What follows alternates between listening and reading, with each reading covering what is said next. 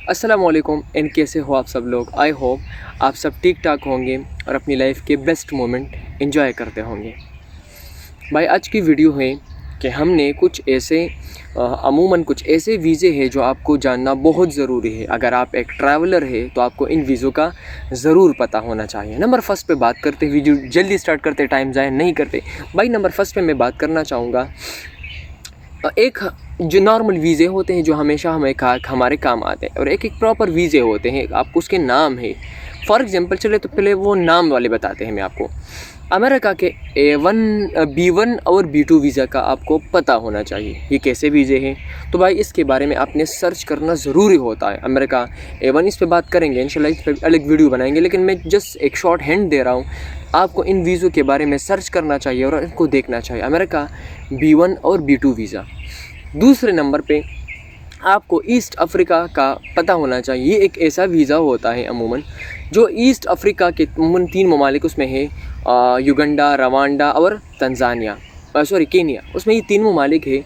इन east Africa के बारे में पूरे डॉक्यूमेंट्स का इंशाल्लाह मैं बताऊंगा। रफ्ता रफ्ता ये चीज़ें हम डिस्कस करनी है, लेकिन ये आपको पता होना चाहिए कि ऐसा भी हो सकता है एक वीज़ा होता है जिस पे आप 3 कंट्रीज़ घूम सकते हैं। इसके अलावा आपको शेनेगन वीज़ा का पता होना चाहिए। ये कुछ लोग उसको शेंगन बोलते हैं, कुछ शेनेगन बोलते हैं। ये एक ऐसा वीज़ा होता है जिसमें आपको यूरोप के लगभग 28 कंट्रीज़ वीज़ा फ्री मिलते हैं। मतलब आप एक वीज़ा लेते हैं तो आप यूरोप के 28 कंट्रीज़ आप बाय रोड घूम सकते हैं, जो मेरे ख़्याल में एक ट्रैवलर के लिए सबसे बेस्ट ऑप्शन है यार। मैं अगर जाऊंगा ना तो इंशाल्लाह 28 कंट्रीज़ को भाई मेरे ख़्याल में 15 दिनों में बड़े आराम से बंदा घूम सकता है, बड़े आराम से।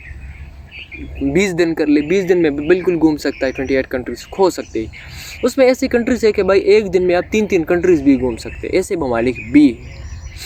तो ये शेनेगन वीज़े का भी आपको पता होना चाहिए।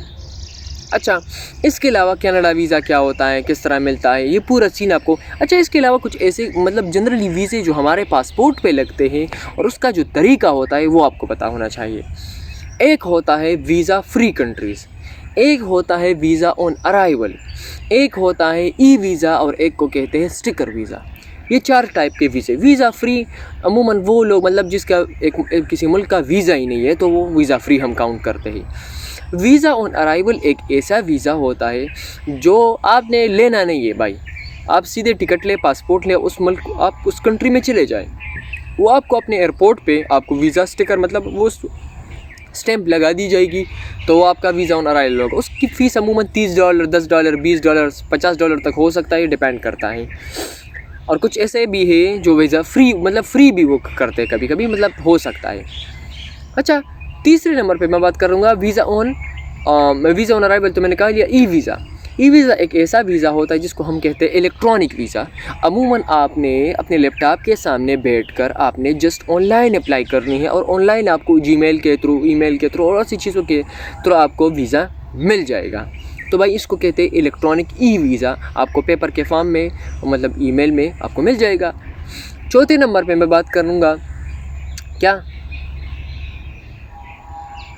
ई वीज़ा हो गए, वीज़ा ऑन अराइवल हो गया।